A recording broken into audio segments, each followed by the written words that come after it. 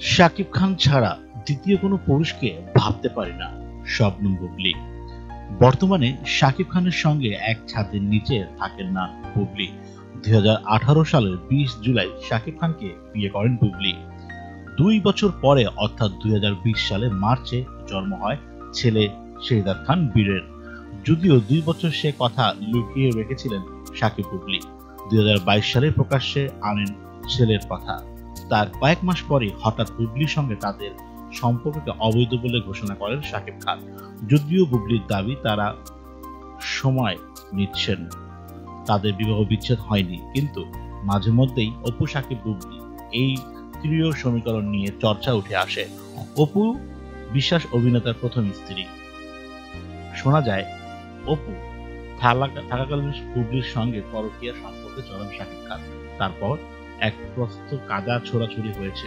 প্রকাশ্যে শাকিবকে দোষারোপ করেছেন অভিনেত্রী, কিন্তু কিছু সময় পেরোতেই ফের শাকিবের প্রশংসা বুবলির কণ্ঠে। সম্প্রতি বুবলি জানালেন তার জীবনে শাকিব ছাড়া দ্বিতীয় কোনো পুরুষের জায়গা নেই।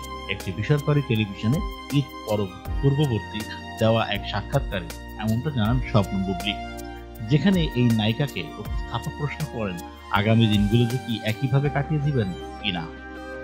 জবাবে বুবলী বলেন, আমি এইভাবেই কাটিয়ে দিব, এই বিষয়ে ভাবতে একদিনের সময় নিব না।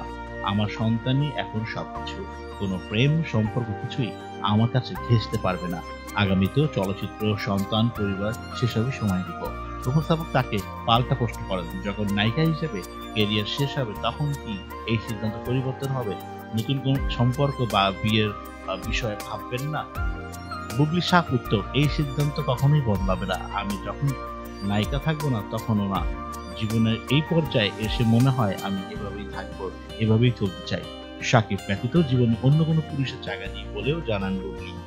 এই নায়িকা বলেন, শাকিব খানকে ছাড়া আর দ্বিতীয় কোনো পুরুষকে ভাবতে পারি না। বুবলির জীবনে রাজকুমার শাকিব। আমাদের ভবিষ্যতেও কি হবে সেটা হয়তো ভবিষ্যৎ বলে দেবে, কিন্তু তার আগে আমাদের কিছু একটা কথা বলার জায়গা আছে, পারিবারিকভাবেও কথা বলার জায়গা আছে। কারণ সন্তানের জন্য হয়তো অনেক কিছুই মানিয়ে নিচ্ছি, তবে আমার একটা অভিমান কষ্টের জায়গা তো থাকছেই।